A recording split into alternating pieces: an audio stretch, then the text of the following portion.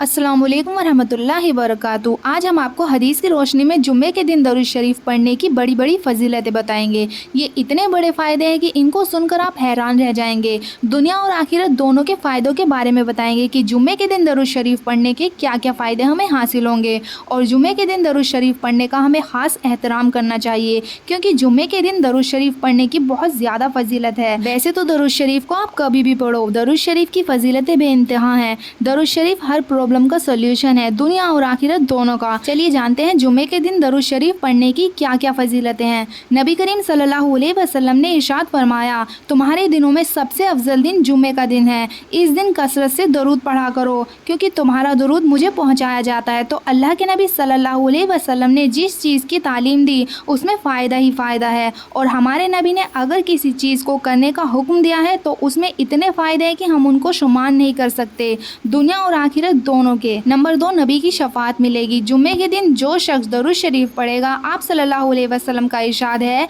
कि जुम्मे के दिन दरूद शरीफ पढ़ा करो, मेरी शफात नसीब होगी दरूद शरीफ पढ़ने वाले को, तो आखिरत में अल्लाह के नबी की शफात मिलेगी। नंबर 3, दरूद शरीफ की एक बड़ी फजीलत यह है कि जिस मकसद के लिए दरूद शरीफ पढ़ा जाए वो मकसद हल होता है। बीमार अगर बीमारी को दूर करने के लिए दरूद शरीफ पढ़े तो बीमारी दूर होगी।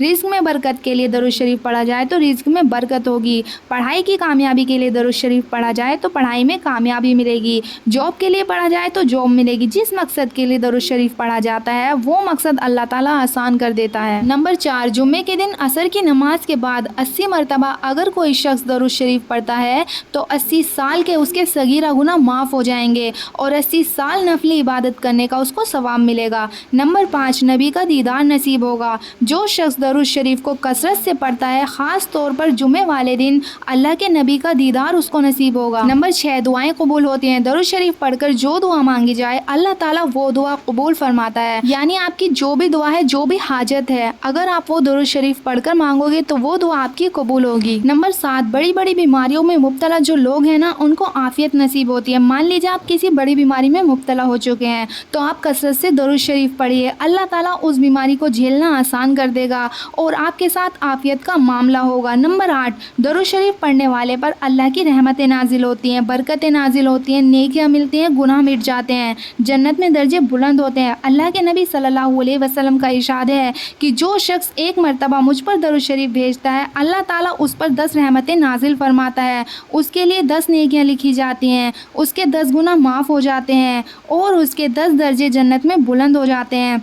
नंबर 9, नबी करीम सल्लल्लाहु अलैहि वसल्लम ने फरमाया, जब जुम्मा का दिन आता है तो मस्जिद के हर दरवाजे पर फरिश्ते खड़े हो जाते हैं और सबसे पहले आने वाले और फिर उसके बाद आने वालों को नंबर वार लिखते जाते हैं। फिर जब इमाम खुतबे के लिए मिंबर पर बैठ जाता है तो ये फरिश्ते अपने रजिस्टर बंद कर लेते हैं और जिक्र सुनने लग जाते हैं। नंबर 10, हज़रत अनस रज़ियल्लाहु ताला अन्हु से मरवी है कि हुज़ूर अकरम सल्लल्लाहु अलैहि वसल्लम ने इरशाद फरमाया कि 100 मरतबा दुरूद भेजने वाले की पेशानी पर लिख दिया जाता है कि ये शख्स निफाक और जहन्नम से बरी है, और क़यामत के दिन अल्लाह ताला शहीदों के साथ उसका हश्र फरमाएगा। तो 100 मरतबा कम से कम जो शख्स दरूद शरीफ पढ़ेगा तो उसकी पेशानी पर लिख दिया जाएगा कि ये जहन्नम और निफाक से बरी है, ये मुनाफिक नहीं है, और क़यामत में वो शहीदों के साथ उठाया जाएगा।